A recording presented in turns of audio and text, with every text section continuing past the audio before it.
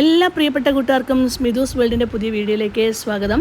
ഇന്നൊരു cooking video അല്ല കേട്ടോ, ഇന്ന് ഞങ്ങളുടെ ഒരു യാത്രാ വീഡിയോ ആണ്. സലാലയുടെ പ്രാന്തപ്രദേശങ്ങളിലൂടെയുള്ളൊരു യാത്രാ വീഡിയോ. ശരിക്കും പറഞ്ഞാൽ ഇങ്ങനെ ഇറങ്ങിയിട്ട് കുറച്ച് ദിവസമായി, കാരണം നല്ല ചൂടാണ് ഇവിടെ. കാരണം ഈ ചൂടായതുകൊണ്ട് തന്നെ നമുക്കിങ്ങനെ ഇറങ്ങാൻ തോന്നുകയില്ല. അങ്ങ് ഭയങ്കര എന്താ പറഞ്ഞേക്കുന്ന മടിയാണ് വെളിയിലേക്ക് ഇറങ്ങാൻ തന്നെ.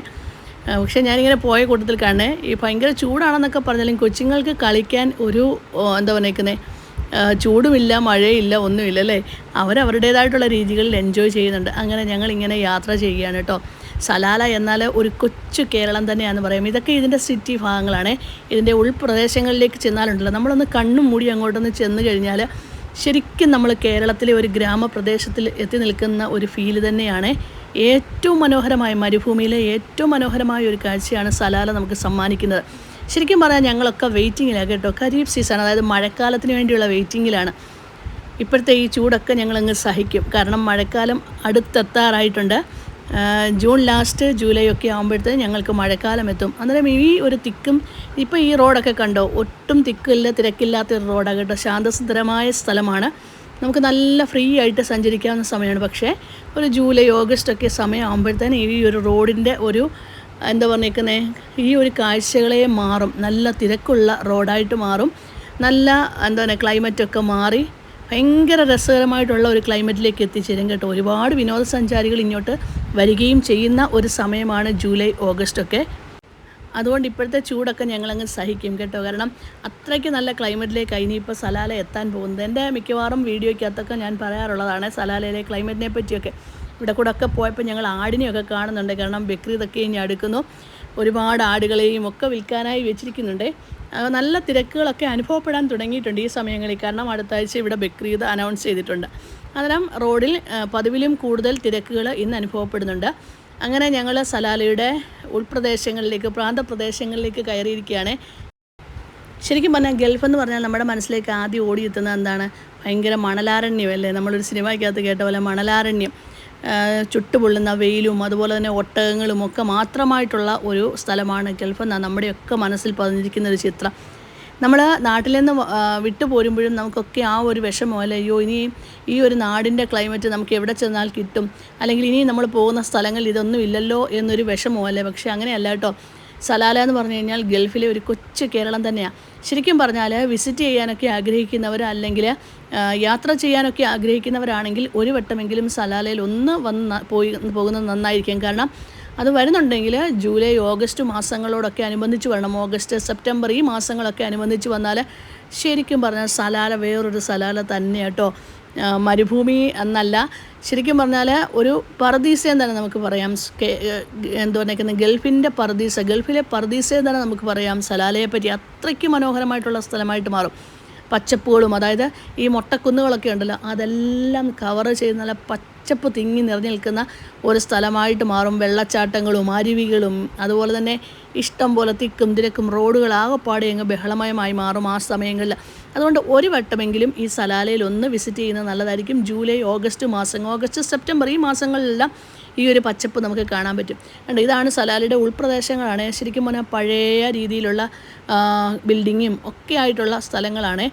നമ്മളിത് കണ്ടാൽ പറയുമോ ഗൾഫാണെന്ന് ഒരിക്കലും പറയില്ല അല്ലേ. ഞാൻ പറഞ്ഞില്ലേ മുമ്പേ തന്നെ, ആരെയെങ്കിലും ഇങ്ങോട്ട് കൊണ്ടുവന്ന അറിയാൻ വയ്യാത്ത ഒരാൾ ഇത് ഗൾഫാണെന്ന് പറയാതെ ഒരാളെ ഇവിടെ കൊണ്ടുവിട്ട് കഴിഞ്ഞാൽ ശരിക്കും അന്തം വിട്ടുപോകും. ഇത് ഏതാ സ്ഥലമെന്ന്.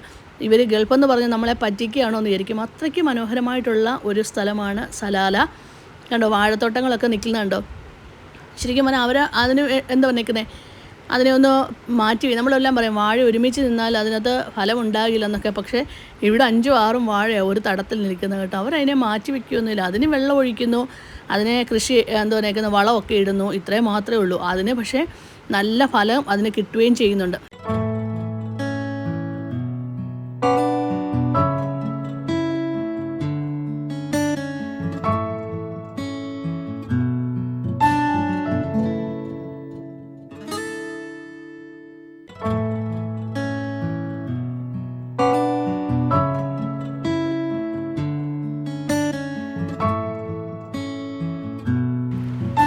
ശരിക്കും പറഞ്ഞാൽ മസ്കറ്റിൻ്റെ, ഒമാൻ്റെ തലസ്ഥാനമായ മസ്കറ്റിൽ നിന്നും 1000 കിലോമീറ്റർ അകലെയാണ് ഈ ഒരു സ്ഥലം സ്ഥിതി ചെയ്യുന്നത്.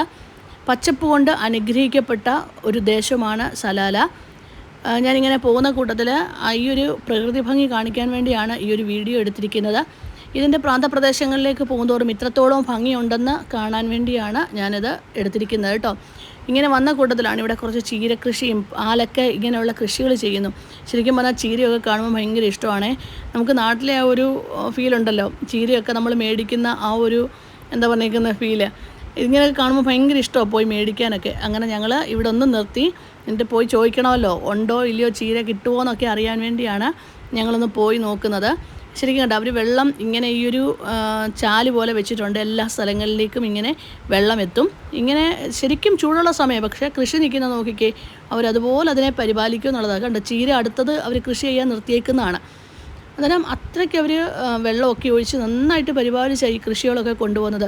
നമ്മുടെ നാട്ടിലെ നെൽപ്പാടങ്ങൾ പോലില്ലേ, വയലുകൾ പോലെ കിടപ്പില്ലേ, നോക്കിക്കേ, ഇഷ്ടം പോലെ തെങ്ങും വാഴകളും അതുപോലെ തന്നെ ഓമയൊക്കെ ഉണ്ട് കേട്ടോ. ചീരകൃഷി, പാലക്ക്. ഇപ്പോൾ ശരിക്കും പറഞ്ഞാൽ നാട്ടിൽ നമ്മൾക്ക് ഇതൊക്കെ നഷ്ടപ്പെട്ടു പോകുന്ന കാര്യങ്ങളല്ലേ. തെങ്ങ്, വാഴ, ഇതൊക്കെ കുറഞ്ഞു വരുന്ന അവസ്ഥയിലേക്ക് നാട് എത്തിച്ചേർന്നിരിക്കുന്നത്. ഈ ഒരു കൃഷിയുണ്ട്, ഇതിന് പറയുന്ന പേര് സാഗ് എന്നാണ് കേട്ടോ. ചീര പോലെ തന്നെ ഉപയോഗിക്കുന്ന ഒന്ന് തന്നെയാണ് സാഗ്. പക്ഷേ ഞാനിതൊരു ഉപയോഗിച്ചിട്ടില്ല. ഒരിക്കലെങ്കിലും ഒന്ന് ട്രൈ ചെയ്ത് നോക്കണമെന്ന് വിചാരിക്കുന്നു. അതിൻ്റെ ടേസ്റ്റ് എനിക്കറിയില്ല, അതുകൊണ്ടാണ് ഞാൻ ഉപയോഗിക്കാൻ അങ്ങ് മടിച്ചു പോകുന്നത്. അന്നേരം ചോദിച്ചപ്പോൾ പറഞ്ഞു സാഗ് എന്നാണ് അതിന് പറയുന്നതെന്ന് പറഞ്ഞിട്ടുണ്ട്. പക്ഷേ ഇവിടെയൊക്കെ ഞാൻ കേട്ടിട്ടുണ്ട്, സാഗ് ഉപയോഗിക്കുന്നത് കേട്ടിട്ടുണ്ട്. ഇനി ഒരു വട്ടം അതൊന്ന് ട്രൈ ചെയ്ത് നോക്കണമെന്ന് വിചാരിക്കുന്നു. അങ്ങനെ ഏതായാലും ചീരയൊക്കെ ഞങ്ങൾക്ക് കിട്ടിയേ. ചീര അതുപോലെ തന്നെ ഓമയ്ക്ക ഒക്കെ തന്നു. ഭയങ്കര സന്തോഷം തോന്നി. ഇങ്ങനെയൊക്കെ കിട്ടുമ്പോഴേ എന്തൊന്നില്ലാത്തൊരു സന്തോഷമാണ് നമുക്ക് തോന്നുന്നത് കേട്ടോ. ഈ തെങ്ങൊക്കെ കണ്ടോ, ഞാൻ പറഞ്ഞില്ല, നാട്ടിലൊക്കെ ഇങ്ങനത്തെ തെങ്ങുകളും വാഴകളും ഒക്കെ ഇന്ന് അന്യം നിന്ന് പോകുന്ന അവസ്ഥയിലേക്ക് എത്തിച്ചേർന്നിട്ടുണ്ട്. ആ സ്ഥാനത്താണ് ഗൾഫിൽ ഇതൊക്കെ കൃഷി ചെയ്ത് അവർ അവരുടേതായുള്ള രീതികളിൽ മുൻപോട്ട് പോയിക്കൊണ്ടിരിക്കുന്നത്. അങ്ങനെ ഞങ്ങൾക്ക് കിട്ടിയ പച്ചക്കറികളുമായി ഞങ്ങൾ വീണ്ടും വണ്ടിയിലേക്ക് കയറി യാത്ര തുടരുകയാണ്. അങ്ങനെ സലാലയുടെ ശരിക്കും ഉൾപ്രദേശങ്ങളിലൂടെ ഇപ്പം ഞങ്ങൾ യാത്ര പോയിക്കൊണ്ടിരിക്കുന്നത്. ഇങ്ങനെയാണ് ഇവിടുത്തെ ഉൾപ്രദേശങ്ങൾ മിക്കവാറുമുള്ള സ്ഥലങ്ങളെല്ലാം കേട്ടോ. ആ വാഴയും തെങ്ങും ഒക്കെ നിൽക്കുന്നുണ്ടോ. ഞാൻ മുമ്പേ പറഞ്ഞ പോലെ നമ്മുടെ നാട്ടിലൊക്കെ ഇന്ന് കാണാൻ പോലും കിട്ടാത്ത കാര്യങ്ങളാണ്. ഇത്രയും ഓമയൊക്കെ നാട്ടിൽ നമുക്ക് കാണാൻ പറ്റുന്നുണ്ടോ. അതുപോലെ തന്നെ ഇപ്പോൾ ഇവിടെ നന്നായിട്ട് കൃഷി ചെയ്യുന്ന ഒന്ന് തന്നെ പ്ലാവും മാവും ഒക്കെ കേട്ടോ. ഇഷ്ടം പോലെ മാങ്ങയൊക്കെ ഈ ഒരു സമയത്ത് കിട്ടും. മാവ്, പ്ലാവ്, തെങ്ങ്, കവുക്, പപ്പയ, പച്ചക്കറി എല്ലാം വേണ്ടതിൽ കൂടുതലായിട്ട് ഇവിടെ അവർ കൃഷി ചെയ്യുന്നുണ്ട്. കണ്ടോ, ഇതൊക്കെയാണ് ഇവിടെ ആൾക്കാർ ജീവിക്കുന്ന സ്ഥലങ്ങൾ. നമ്മൾ നോക്കുമ്പോൾ സിറ്റി മാത്രമല്ല കേട്ടോ, ഇങ്ങനെ ഉൾപ്രദേശങ്ങളിലേക്ക് വരുമ്പോഴേ നമുക്ക് ഒരുപാട് പേര് താമസിക്കുന്ന സ്ഥലങ്ങൾ എങ്ങനെയാണ് അവരെപ്പറ്റി നമുക്ക് കൂടുതൽ അറിയാൻ പറ്റത്തുള്ളൂ. ഒത്തിരി കഷ്ടപ്പെട്ട ആൾക്കാർ ജീവിക്കുന്നവരാണ് കേട്ടോ. നമ്മൾ പലപ്പോഴും ഇതിനെ നിസ്സാരമായോ ഗൾഫിലല്ലേ നല്ല പൈസയാണ് അല്ലെങ്കിൽ നല്ലതായിട്ട് അധ്വാനിക്കുന്ന ഇഷ്ടം പോലെ പൈസയാണെന്ന് പറഞ്ഞ് തള്ളുന്നവർ ഒരുപാട് പേരുണ്ട്. പക്ഷേ അങ്ങനെയല്ല, ഒരുപാട് കഷ്ടപ്പെട്ട് ഒരുപാട് പ്രതിസന്ധിയിലൂടെ മുന്നോട്ട് പോകുന്ന അനേകം പേരുണ്ട്. ഇങ്ങനെയൊക്കെയുള്ള സ്ഥലങ്ങളിൽ ജോലി ചെയ്ത് അവരുടെ അന്നത്തിനുള്ള വഴി തേടിക്കൊണ്ടിരിക്കുന്നവരുണ്ട്. ഇതാണ് ഞാൻ പറഞ്ഞില്ലേ, വെറ്റില ഞാൻ കാണിച്ചതാണ്. ഇതാണ് വെറ്റിലയായി കൃഷി ചെയ്യുന്നത്. ഇതിനിടയ്ക്കെല്ലാം വെറ്റില അവർ നട്ടുവെച്ചിരിക്കുന്നത്. അതുപോലെ തന്നെ നാട്ടിൽ നമ്മൾക്ക് മഴ തുടങ്ങുന്ന സമയമുണ്ടല്ലോ. ഇപ്പോൾ ഈ നാട്ടിൽ മഴ നേരത്തെയാണ് തുടങ്ങിയിരിക്കുന്നത്. ഇപ്പം മെയ് മാസമൊക്കെ ആയപ്പോൾ തന്നെ മഴ തുടങ്ങി. എൻ്റെ ജൂൺ മാസത്തിലല്ലായിരുന്നു മഴ. അവിടെ മഴ തുടങ്ങുന്ന സമയം തന്നെ ഇവിടെ ഏകദേശം ആ ഒരു കാലാവസ്ഥയിലേക്ക് തന്നെ മാറുമേ. ശരിക്കും പറഞ്ഞാൽ കോടമഞ്ഞുമൊക്കെ ഊട്ടി നമ്മളെങ്ങനെയാണ് പോകുന്നത്, ഊട്ടിയിലും മൂന്നാറിലും ഒക്കെ പോയാൽ നമ്മൾ കോടമഞ്ഞ് എങ്ങനെയാണ് കാണുന്നത്, അതേപോലെ സലാലയിൽ നമുക്ക് കാണാൻ പറ്റുമെന്നുള്ളതാണ്. ഞാൻ മുമ്പേ പറഞ്ഞതുപോലെ തന്നെ വിസിറ്റ് ചെയ്യാൻ ആഗ്രഹിക്കുന്നവരാണെങ്കിൽ ഒരു വട്ടമെങ്കിലും സലാലയിൽ ഒന്ന് വരണം കേട്ടോ. ഇത് എന്നെ കേട്ടുകൊണ്ടിരിക്കുന്ന ആരെങ്കിലും ആ ഒരു എന്താ പറയുക ആഗ്രഹിക്കുന്നുണ്ടെങ്കിൽ, വിസിറ്റൊക്കെ ആഗ്രഹിക്കുന്നുണ്ടെങ്കിൽ സലാലയ്ക്ക് എത്തിച്ചേരാം. ശരിക്കും പറഞ്ഞാൽ ജൂലൈ, ഓഗസ്റ്റ്, സെപ്റ്റംബർ, ഒക്ടോബർ ഈ മാസങ്ങളിൽ യാത്ര വരണമെന്ന് മാത്രമേ ഉള്ളൂ. വളരെ നല്ല ഒരു എന്ന് പറഞ്ഞാൽ ശരിക്കും മഴ എൻജോയ് ചെയ്യണമെങ്കിൽ ജൂലൈ, ഓഗസ്റ്റ് മാസങ്ങളിൽ വരണം. അതല്ല സലാലയിലെ പച്ചപ്പും കോടമഞ്ഞും ഒക്കെ ആസ്വദിക്കാനാണെങ്കിൽ ഒക്ടോബർ വരെ സമയമുണ്ട്. എന്തായാലും വിസിറ്റ് ഇങ്ങനെ യാത്രകളൊക്കെ ചെയ്യുന്നവർ ഒരു വട്ടമെങ്കിലും സലാലയിൽ ഒന്ന് വന്നു പോകുന്നത് നല്ലത് തന്നെയാണ്. ഞാൻ ഇതിനു മുമ്പും കുറച്ച് യാത്രാ വീഡിയോ ഒക്കെ ഇട്ടിട്ടുണ്ട്. അത് കണ്ടു കഴിഞ്ഞാൽ തന്നെ അറിയാം നമുക്ക് സലാലയിലെ കാലാവസ്ഥ എങ്ങനെയാണെന്നുള്ളത്. ഇവിടെ അതുപോലെ തന്നെ ഒരുപാട് സ്ഥലങ്ങളും ഒക്കെ ഉണ്ട് കാണാൻ കേട്ടോ. കാരണം നമ്മൾ കേരളം ഭരിച്ചിരുന്ന ചേരവംശ രാജാവ് ഉണ്ടല്ലോ, ചേരമാൻ പെരുമാൾ രാജാവ്, അദ്ദേഹം അന്ത്യവിശ്രമം കൊള്ളുന്നത് സലാലയിലാണ്. ഇസ്ലാം മതം സ്വീകരിച്ച് ഹജ്ജിന് പോയ രാജാവ് മടക്കയാത്രയ്ക്കിടെ രോഗബാധിതനായിട്ട് സലാലയിൽ വെച്ച് മരിക്കുകയായിരുന്നു എന്നാണ് ഐതിഹ്യം. അങ്ങനെയുള്ള സ്ഥലങ്ങളും ഇവിടെയുണ്ട്. അതുപോലെ തന്നെ ഇവിടെ ഇയ്യോബിൻ്റെ അന്ത്യവിശ്രമം കൊള്ളുന്ന സ്ഥലങ്ങൾ, പിന്നെ മുക്സയിൽ, അങ്ങനെ പല പ്രദേശങ്ങളും ഇവിടെ കാണാനുണ്ട് കേട്ടോ.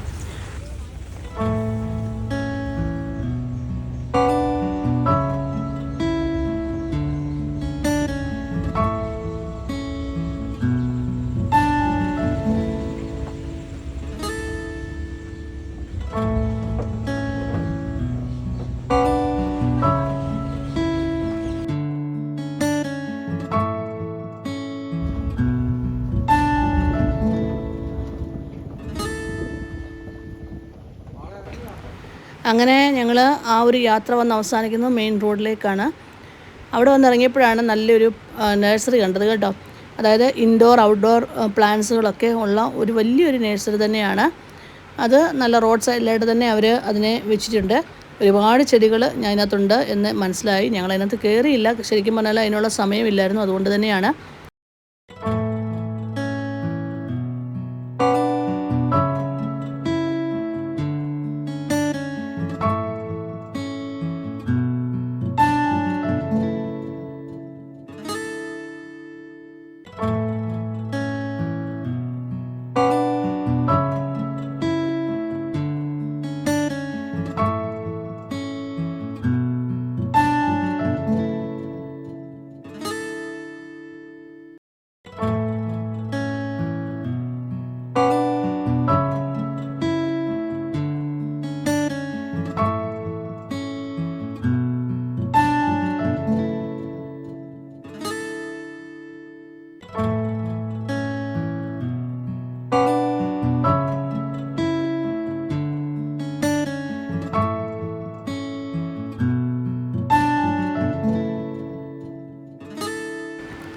ഇതാണ് കരിക്ക് കട. കരിക്ക്, അതുപോലെ തന്നെ തേങ്ങ, ഏത്തപ്പഴം ഒക്കെ വിൽക്കുന്ന കടകളാണ് ഈ സൈഡിലെല്ലാം കാണുന്നത്.